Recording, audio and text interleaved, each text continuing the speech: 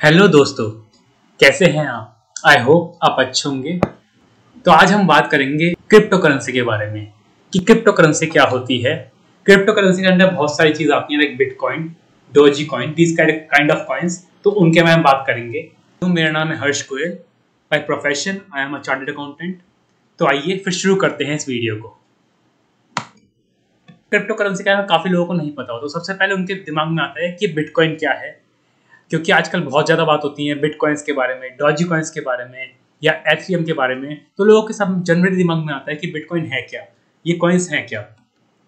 तो आइए इनको देख लेते हैं। बिटकॉइन ऐसा, तो आइए डोजी कॉइन को देख। ओहो, ये तो एलन मस्क साहब हैं। अब डोजी कॉइन को इतना प्रमोट करा इन्होंने कि इन्हीं की फोटो हर जगह आती है। तो दोस्तों इसको चेंज करने में टाइम नहीं लगेगा। तो ये है डोजी कॉइन। अगला है एथेरियम। अब ये कॉइन्स मैंने दिखाए हैं, बट ये एक्चुअल में ऐसे अवेलेबल नहीं होते। ये डिजिटल करेंसी होती है। जैसे स्टॉक मार्केट में स्टॉक्स होते हैं, वैसे ही क्रिप्टो करेंसी मार्केट में कॉइन्स होते हैं, जिन्हें डिफरेंट डिफरेंट नाम से बुलाया जाता है, बिटकॉइन, डोजी कॉइन। अगर इनकी कैरेक्टरिस्टिक्स हम ध्यान दें तो सबसे पहले जैसे कि मैंने बताया, ये क्रिप्टो करेंसी है। सेकेंडली ये अनरेगुलेटेड है। इसको कोई गवर्नमेंट रेगुलेट नहीं करती इन कॉइन्स को। ये टोटली अनरेगुलेटेड कॉइन्स हैं। थर्ड, इनकी सप्लाई वेरी लिमिटेड है दोस्तों, इसलिए ही इनके दाम बढ़ते हैं। बेसिकली इकोनॉमिक्स है, किसी भी चीज़ की डिमांड ज़्यादा होगी और सप्लाई लिमिटेड होगी तो उस चीज़ के दाम बढ़ेंगे ही बढ़ेंगे। तो अगर हम बिटकॉइन की बात करें तो बिटकॉइन की सप्लाई है 21 मिलियन और करंटली इकोनॉमी में 18.6 मिलियन बिटकॉइंस अवेलेबल हैं। तो इसलिए इसकी बिटकॉइन की वैल्यू पर डे चेंज होती रहती है, क्योंकि जब इसकी डिमांड बढ़ती है। सेम केस पे डोजी कॉइन, जब हमारे एलन मस्क साहब ने इस ट्वीट कर दिया तो इसकी डिमांड एकदम से राइज हो गई और इसलिए इसकी वैल्यू एकदम बढ़ गई। तो ये डिमांड सप्लाई का खेल है। Fourth, blockchain. तो क्रिप्टो करेंसी चलती किस कॉन्सेप्ट पे है? ये चलती है ब्लॉकचेन के कॉन्सेप्ट पे। अब इस ब्लॉकचेन को हम डिटेल में समझेंगे अपनी अगली स्लाइड में। Fifth is legal. बहुत सारे लोगों के अंदर डाउट रहता है कि लीगल है इलीगल है। इंडिया में, स्पेशली इंडिया में, ये लीगल है इलीगल। तो दोस्तों मैं आपको बता दूं, crypto currency is totally legal in India. Crypto currency बिल्कुल लीगल है। 2020 में गवर्नमेंट के ऑर्डर्स आ कि बिटकॉइन आर टोटली लीगल। हाँ, इनसे हम ऐसे नॉर्मली परचेज नहीं कर सकते जैसे हम INR USD से परचेज कर सकते हैं, बट यस, इसमें हम डील कर सकते हैं, इसमें हम ट्रेड कर सकते हैं। उस अकॉर्डेंस में ये लीगल करेंसी है। अगर हम सेकंड क्वेश्चन की तरफ बढ़ते हैं तो सेकंड क्वेश्चन आता है, व्हाट इज क्रिप्टो करेंसी। हमने बात करी पिछली स्लाइड में कि बिटकॉइन एक क्रिप्टो करेंसी है। तो सवाल आता है क्रिप्टो करेंसी क्या है। तो जैसा कि हम नाम से समझ पा रहे हैं, क्रिप्टो करेंसी दो वर्ड से मिलकर बनी है। फर्स्ट ऑफ ऑल क्रिप्टोग्राफी और सेकंड करेंसी। तो बात करते हैं क्रिप्टोग्राफी की।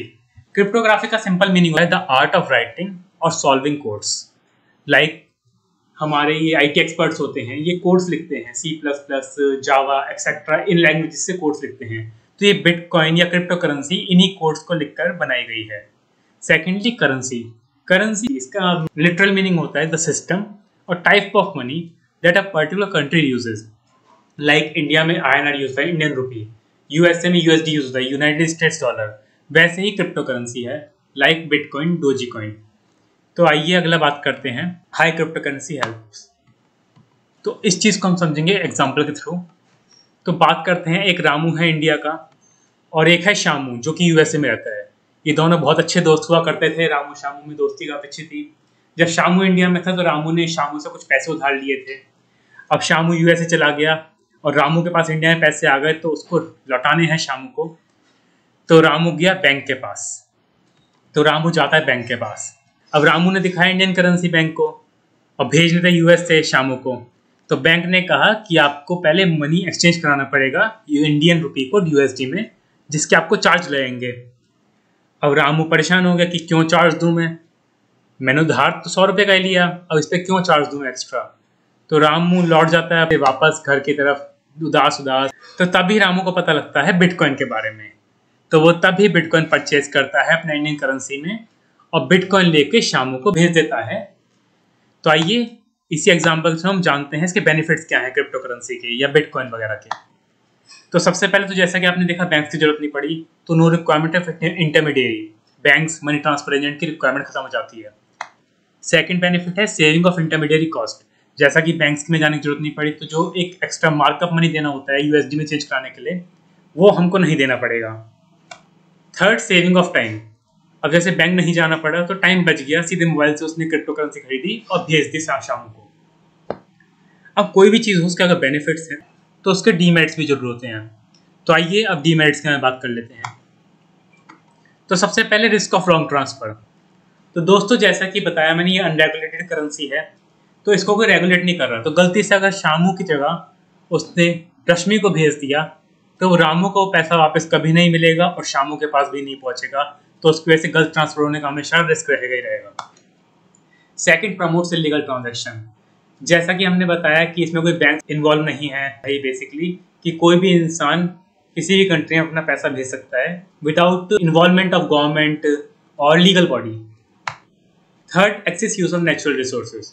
अब ये पॉइंट जानना बहुत जरूरी है क्योंकि क्रिप्टो करेंसी बनाने में एक्सटेंसिव आईटी का यूसेज होता है, और आईटी जब यूज होता है, सर्वर्स यूज होते हैं, कंप्यूटर्स यूज होते हैं, तो उसकी वजह से हमारे नेशनल रिसोर्सेज बहुत डिप्लीट होते हैं।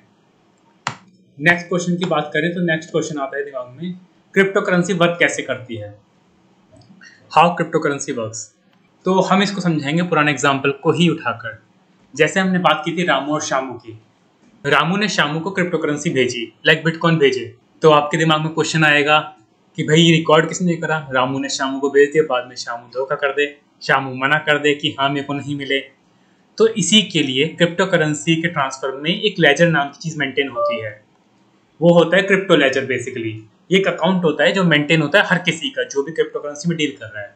लाइक रामू का लेजर भी मेंटेन हो रहा होगा, शामू का लेजर भी मेंटेन हो रहा होगा, या XYZ जो भी क्रिप्टो करेंसी में डील कर रहा है उनका लेजर मेंटेन होता है, जिसमें सारी ट्रांजेक्शन रिकॉर्ड होती है। लाइक अगर रामू ने शामू को 100 बिटकॉइन भेजे तो शामू के लेजर में 100 कॉइन्स ऐड हो जाएंगे और वहीं रामू के लेजर में 100 कॉइन्स माइनस हो जाएंगे। तो अब दोस्तों आपके दिमाग में जवाब वो क्वेश्चन आएगा कि ये लेजर मेंटेन कौन करता है। अगर लेजर रामू मेंटेन करे या शामू मेंटेन करे तो वो तो खुद से चेंज कर लेगा। तो ये लेजर मेंटेन कौन करता है? तो ये लेजर मेंटेन होते हैं आईटी एक्सपर्ट्स के थ्रू, इन्हें हम कहते हैं माइनर्स। तो ये लेजर मेंटेन करते हैं, और ये एक या दो कंप्यूटर में नहीं, ये लाखों कंप्यूटर में मेंटेन होते हैं लेजर्स। जब भी कोई ट्रांजैक्शन होती है, इन लेजर्स में अपडेशन होती है, वो हर कंप्यूटर में अपडेट होता है, और इनको जो मेंटेन करते हैं उन्हें माइनर्स कहते हैं, और उनको उस मेंटेनेंस चार्ज के नाम पर कुछ क्रिप्टो करेंसी मिलती है। सो आई थिंक आपको समझ आ गया होगा कि लेजर कैसे मेंटेन होते हैं। तो अब आप बात करें किसी ने लेजर को डिलीट कर दिया कहीं से, ऐसे तो लाखों लेजर होते हैं, किसी ने बीच का लेजर डिलीट कर दिया। तो दोस्तों ये इम्पॉसिबल है, बिकॉज बिटकॉइन जो वर्क करता है, क्रिप्टो करेंसी जो वर्क करती है, वो करती है ब्लॉकचेन के कॉन्सेप्ट पे। तो आइए ब्लॉकचेन को समझ लेते हैं। कुछ इस तरीके का होता है ब्लॉकचेन का कॉन्सेप्ट, जैसा कि आप नाम से समझते हैं ब्लॉक और चेन। तो इसका सिंपली मीनिंग ये होता है, एक चेन है हमारा, उसमें बहुत सारे ब्लॉक्स हैं, हर एक लेजर को एक एक ब्लॉक में रखा जाता है। अगर कोई भी हम लेजर को डिलीट करना चाहेंगे तो उस चेन से एक ब्लॉक को डिलीट करना पड़ेगा, और कोई भी अगर ब्लॉक डिलीट होता है तो चेन में गैप आ जाएगा। तो उससे सबको पता लग जाएगा कि हाँ इसमें कुछ इशू हुआ है, कोई ब्लॉक डिलीट हुआ है, कोई लेजर डिलीट हुआ है। इसलिए कभी भी इसमें कोई भी लेजर डिलीट होने का रिस्क इन्वॉल्व नहीं है। इसलिए इसको सबसे बेहतरीन प्रोसेस कहते हैं ब्लॉकचेन को। और ना ये खाली क्रिप्टो करेंसी में नहीं, ये आगे चल के बहुत चीज़ों में यूज़ होएगी, लाइक अकाउंटिंग में भी यूज़ होएगी, लाइक बहुत सारे ट्रांसफर में यूज। तो अगले क्वेश्चन की तरफ बढ़ते हैं। आपको ब्लॉकचेन का मतलब समझ आ गया होगा, लेजर का मतलब समझ आ गया होगा। तो अगला क्वेश्चन आता है, should we invest in crypto currency, is it safe? तो दोस्तों हाँ, बहुत लोगों का क्वेश्चन होता है कि उनको क्रिप्टो करेंसी में इन्वेस्ट करना चाहिए या नहीं, क्या ये सेफ है? तो दोस्तों बिल्कुल सेफ है ये। तो इन्वेस्ट की बात ये रही, अगर आप बिटकॉइन के कुछ चार्ट्स देखते हैं तो चार्ट्स में आपको दिखेगा 2000 में बिटकॉइन 20,000 USD तक पहुंचा था। फिर 2019 में अगर देखेंगे तो ये 4,000 USD में पहुंच गया। 2019 मिड में देखेंगे तो ये वापस 14,000 USD पे पहुंच गई इसकी वैल्यू। 2020 में फिर 6,000 USD। तो आप देख रहे हैं इसमें उतार चढ़ाव बहुत ज़्यादा होते हैं।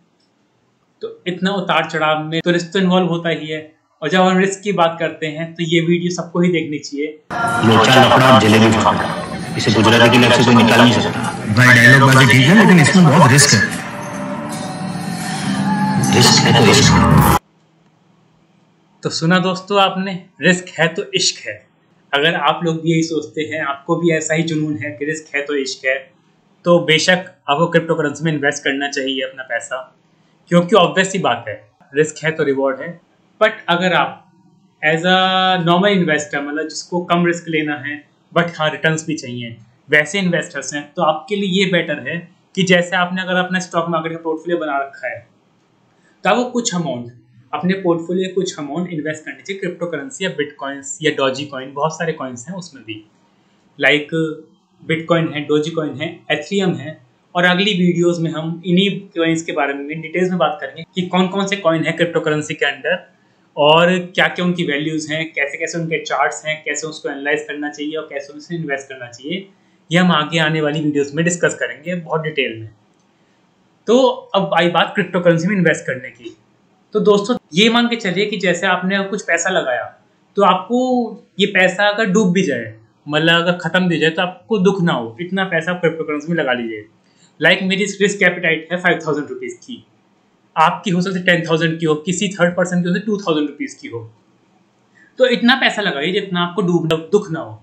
सपोज आपने आज 5000 लगाया क्रिप्टो करेंसी में और आज से 10 या 5 से 10 साल बाद आपने देखा, हो सकता है आपका 5005 करोड़ के इक्विवेलेंट हो जाए, तो आपको खुशी तो बहुत होएगी, बट माइट भी 5000 आपका 0 रुपीज़ हो जाए, 1000 रुपीज़ हो जाए, तो आपको दुख बहुत कम होगा क्योंकि वो वैल्यू थी बहुत कम।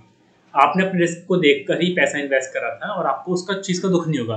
पर हाँ, अगर 5000 से 5 लाख या 5 करोड़ हो गया तो आपको खुशी बेहद होएगी। तो इसलिए मैं कहता हूँ अपने रिस्क एपेटाइट को देखकर इन्वेस्ट करना चाहिए।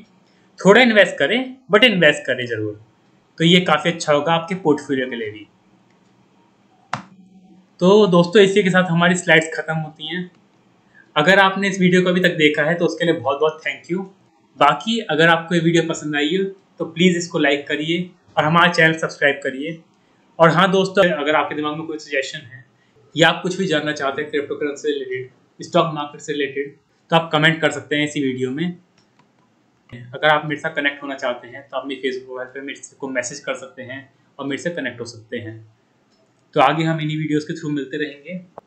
तो थैंक यू वेरी मच।